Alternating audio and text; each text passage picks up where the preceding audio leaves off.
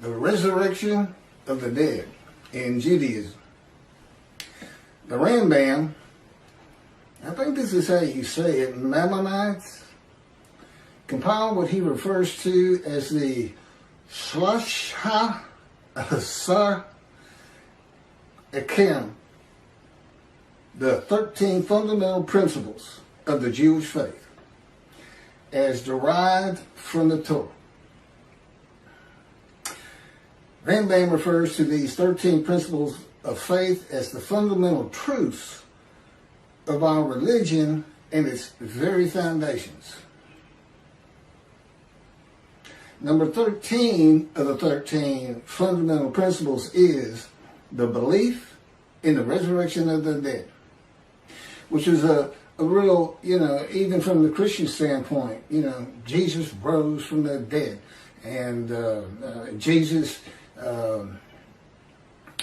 his good friend Lazarus, he'd been dead 4 days.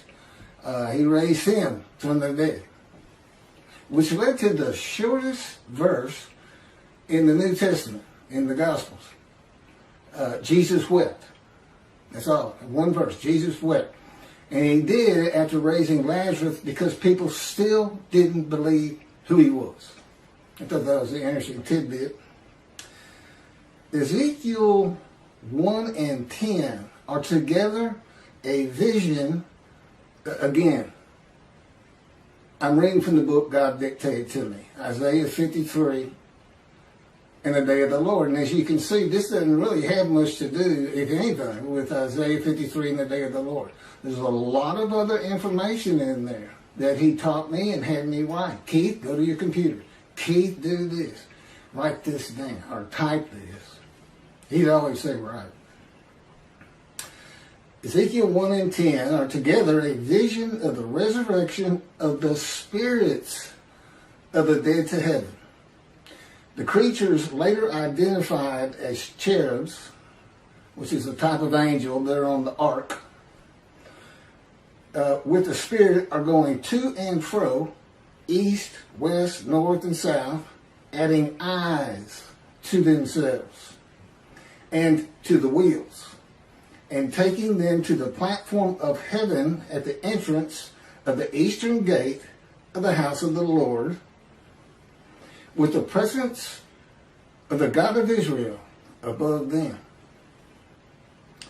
All of Israel, whose name will endure in the heaven God is creating, that are righteous and in right standing with God, are the eyes of the eyes on the cherubs and in the wheels. The eyes represent the eyes of the spirits of the dead, a spiritual heaven. Now, back in antiquity and even into the Middle Ages, that wasn't a great thought, so to speak, because everybody feared the God. I mean, they felt like everything that bad that happened to anybody was because God was angry. Just angry. And they had no knowledge of science or medicine. And yet they missed their loved ones so much. And so they'd go out to the cemetery or they'd go out to the grave plot and just look at it, and they would wish that loved one would just rise up out of the dirt and be them again, not in spirit. I mean, that's just what it was. I mean, it was an age of ignorance of the highest order. People couldn't read. There were no schools to speak of. They were like, everybody acted on emotion. And, and your basic personality from your soul, like a mean old soul, this and that. And not a lot of reasoning capabilities. You gain a lot of ability to reason by going to school, even though you're learning stuff you'll never use. It helps your reasoning capabilities. And, that's when everything changes. You have to read the Bible for two different eras. There's antiquity in the Middle Ages, and then we had the age of reasoning. The age of medicine. This is all called the common era. Science, literature, everything. All these different changes, which leads to, of course, the age of information and now the internet. And it's written into there, and I'm about to show you one of them right here. So, I don't know how this was interpreted by Rambam, but he's talking about the resurrection of the dead based on Ezekiel 37. Rise, old bones, rise. Okay? But this got missed. And that's why there might be fundamental principles, but as you're going to see as I go on, and God again dictated this to me, some things that are part of your religion that come from antiquity and the Middle Ages have to be reassessed. Judaism is supposed to be a very rational, logical, intellectual religion. But boy, a few things got dropped along the way, and my pointing them out is a proof of who I am. I am God's righteous servant. And I handle everything that his other three righteous servants, Moses, righteous and a servant. David, righteous and a servant. Elijah, righteous and a servant. And yet we only have a description of one man for this day. The righteous servant of God. So, effectively, I am the righteous servant of God. His servant David, a shepherd. Again, Rambam. 2 chapters on King Moshe. And he's just making it up. Just making it up as he goes, just like he did the Messianic era. Can't back any of it up. A shepherd. Elijah and the prophet like Moses. And this is the prophet like Moses. Moses did 2 things. He led the Exodus and he wrote the Torah. God dictated it to him. Okay, well, the Jews aren't in bondage. I don't need to do that as a prophet like Moses, so what's left? Write this down. That's the prophet like Moses.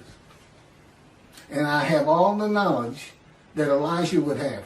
Elijah. What's so special? The only man in the Hebrew Bible to be specifically taken to heaven.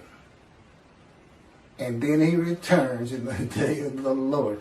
Clearly, it's not going to be that Elijah. There's nothing about heaven that I need to know to answer questions that I don't know. I've been taught it. And I envision lots of visions early in my 13 years, first 7 years. Not so much lately, except for pictures that they put into my mind when we're talking. God likes you to see what he's talking about. So I'm you don't have to go into a trance or anything for those. I just send pictures into my mind. It's a wonderful thing.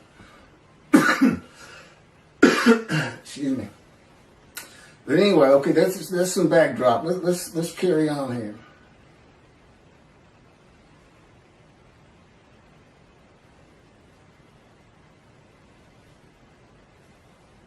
Okay, there's the eyes. Okay, a spiritual heaven. That's where I left off. And this is Isaiah 65, verse 17 through 18. For behold, I am creating a new heaven and a new earth. The former things shall not be remembered. And I know why that is and how it occurs. They shall never come to mind. Be glad then and rejoice forever in what I am creating. For I shall create Jerusalem as a joy and her people as a delight. And this is Isaiah 66, verse 22. For as the new heaven and the new earth, which I will make, shall endure by my will, declares the Lord, so shall your seed and your name endure. Spiritual heaven. God, what's this all about? What are you doing? I'm going to make a new earth and a new heaven. The new heaven is the spirits of the Jewish people. With the name Israel endures. Considered angels. The angels Israel. is how he refers to it. That's what makes it a new heaven, a new host of angels. So, in the new earth, the same story again. You get to watch it. You get to watch it, Jewish people. You don't want to miss heaven. Now, I've been there. Generally, I can still sense my body, but I've been there in pure spirit. And but he tells me you'll feel your body, your physical form, but he's going to have another chosen. He's going to basically just run the story again, and you get to see how it really all played out from the get-go. And of course, time means nothing to you. You don't want to miss it. And that's my proof of an Elijah. I just showed you the prophet like Moses. There's my Elijah. Can't really show you a David except for I bring the reckoning in the dismissal of the rabbis, which is on plenty of videos. God has, I am the reckoning, and I am the wrath on Christianity. And how you fit the Messianic era into the wrath on Christianity, how you can say Moshe perfects the world, and yet he's got to bring the wrath of God to the Christians and the Gentiles in general. I don't know how you put it together. I mean, you cherry pick. Let's take the stuff that we really like and the stuff that sounds kind of ominous, like utter destruction, or I will hurl your glory to the ground if Elijah doesn't get done what I want him to do, clear the way, which, by the way, is building the third temple. That's what I got to get done, in case you want to know. But I got to be recognized. People got to read all this and go, well, we got to go with this. Because he couldn't possibly know this. I was an atheist for 50 years, as if that matters. I mean, the greatest rabbis, Rambam, this, that, people today, Jews for Judaism, Tovia Singer saying 53 is the people Israel as one, all Jewish people as one man. None of it makes any sense. Tovia bases it on the Holocaust, that there was a guilt offering. Let's go to Leviticus. He went Christian. He's going to use the animal, sacrificial, and worship laws for a human being. And that's adding to Leviticus. You're not supposed to add to or take from anything God had written. The Christians killed one son. Tovia Singer's got him killing 6 million so that they would go back home. Yeah, that's not God. He knew you'd come back. He knew you'd get driven back. He didn't have to lift a finger. And then Michael Skoback and whoever wrote their commentary, it's another person, but I only hear Skoback talking about it. It's based on the Messianic era, where the world realizes the Jew has been right all along, a great exaltation, this and that, never going to happen. His whole commentary is based on something never going to happen. You know, where's the day of the Lord? Where's utter destruction? Where's vengeance? And where's God's representation? Where's his Moses? God's coming to, you know, clearly it's Moshe, but you better get a description. I mean, you got a description, and I still can't get anybody to talk to me. Does shun, despise, and held no account ring a bell? Because God knew it was going to be like this in the beginning. Ezekiel 37 gives a vivid account of raising the dead to life into new bodies of flesh and bone. This was a common belief in the ancient age and Middle Ages.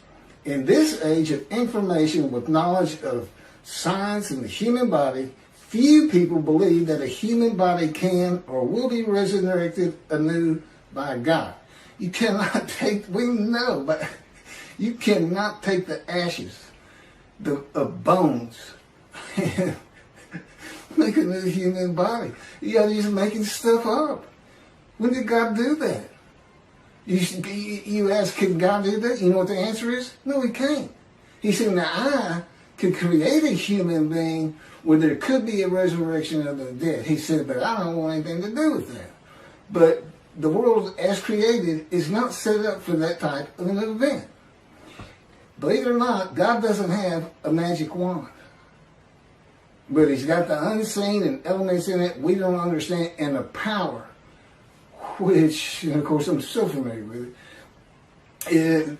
It actually surrounds me. It is Ezekiel. They call it in Ezekiel the cords of his power.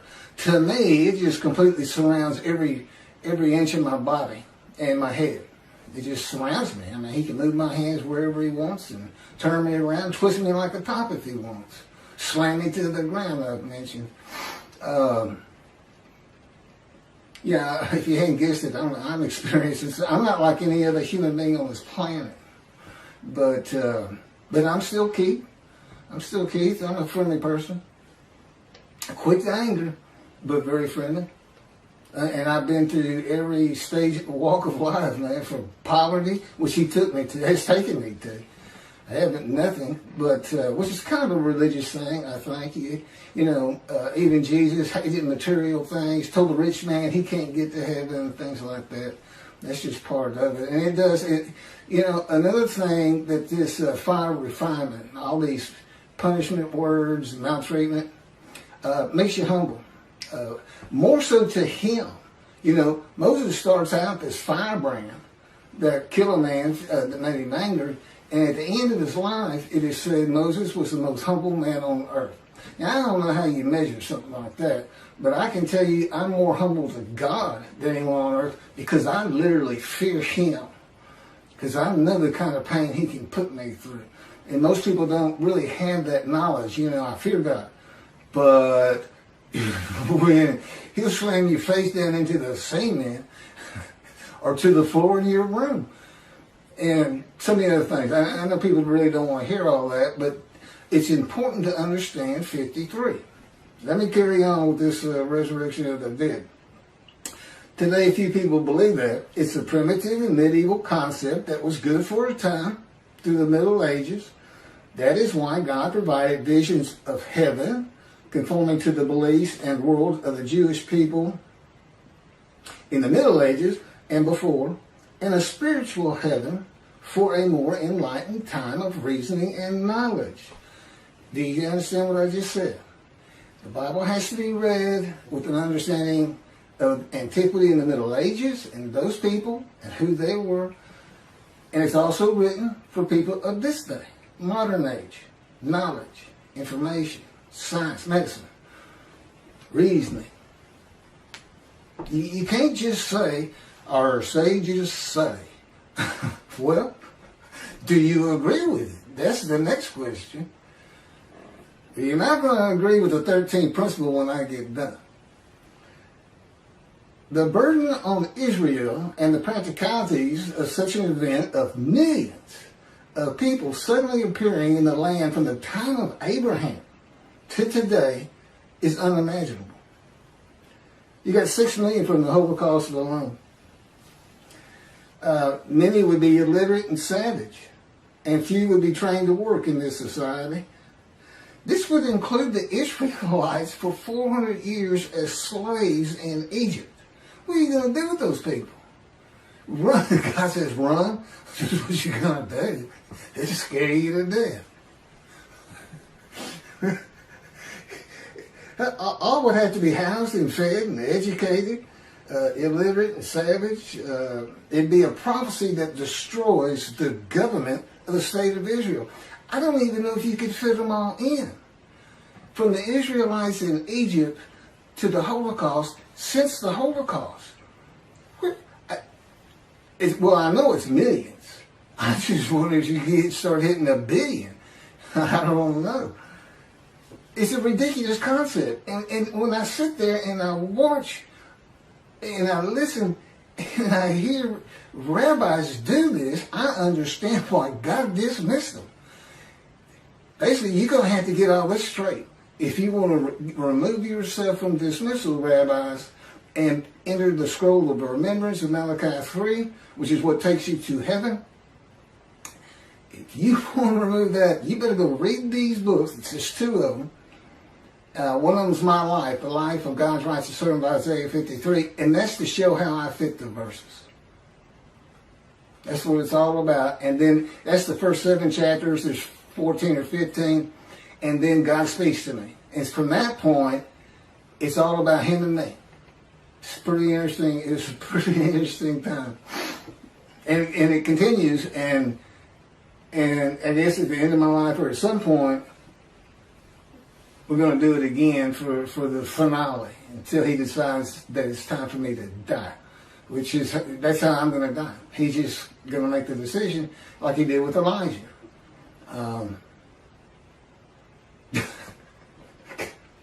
Nothing. Okay. The resurrection of the dead in a human body to a heavenly earth, the world to come. No, that's Messianic. There's also a world to come, which is really amazing to read. Because it's not in the Hebrew Bible. And look, this isn't oral tradition stuff. This is somebody who wants to please his following and get money, if you ask me and God. That's what this is. He's just making it up. It's not an oral tradition. Now, I don't get into the Torah at all. And the oral tradition, I'm going to read it the way God says it in just a second, but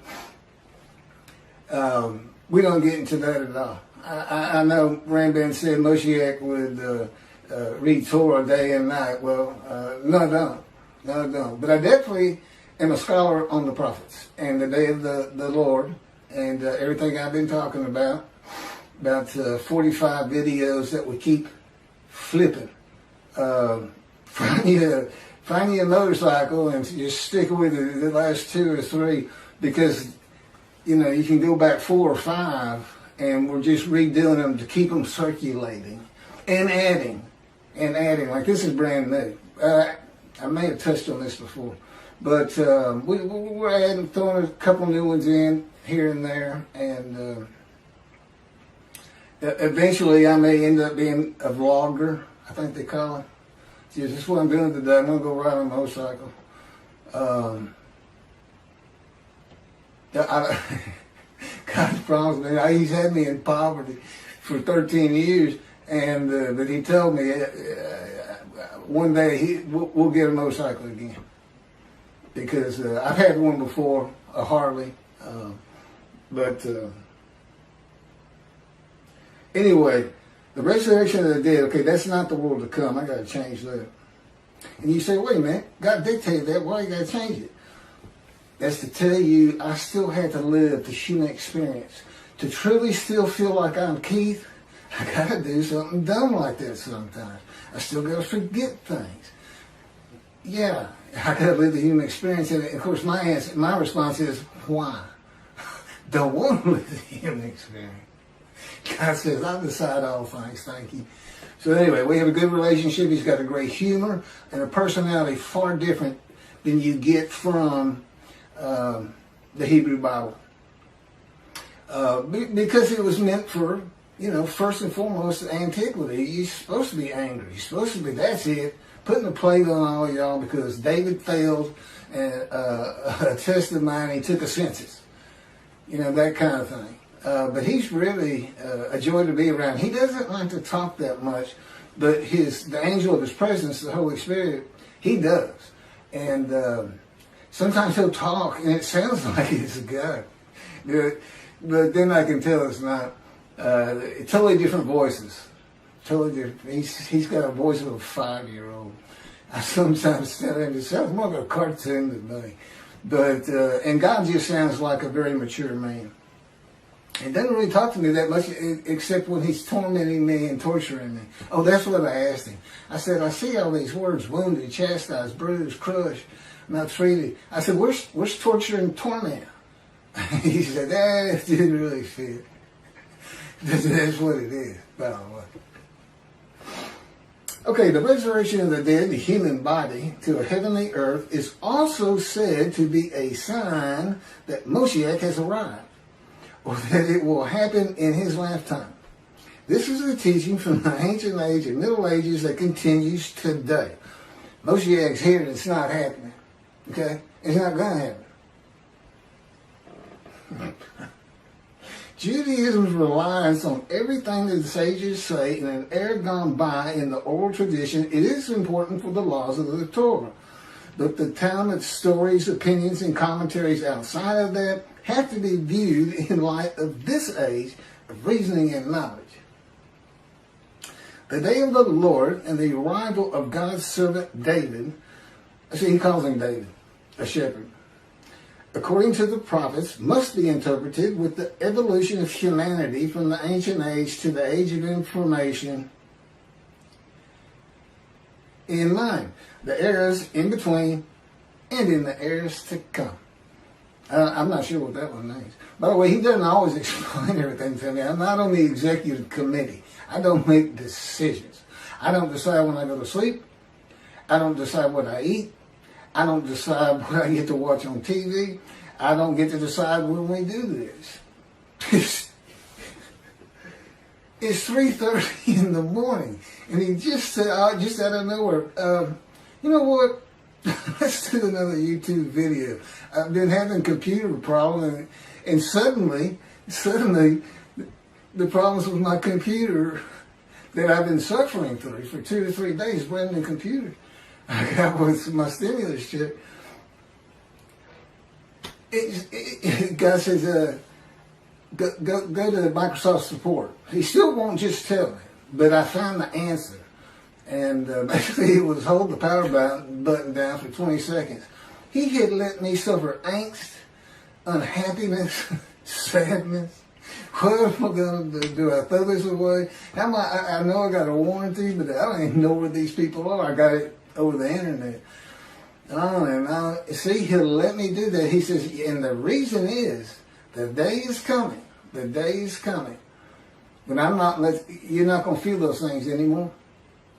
You know, once I get recognized, once I'm the God's righteous servant, Moshiach, David, Elijah, prophet like Moses, being recognized, and we're bringing the vengeance and hopefully helping the rabbis remove the dismissal so that they can enjoy that fine heaven.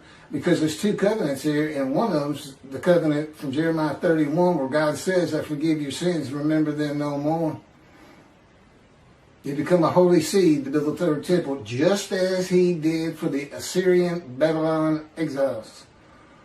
He forgave them. He said, it's not because you deserve it, it's for my name. But what did they do? They built the 2nd temple. That's what it's not really said specifically, but that's what happened. And forgiven again in the day of the Lord. And that's, you know, in Jeremiah 31, see a time is coming, see a time is coming, see a time is coming.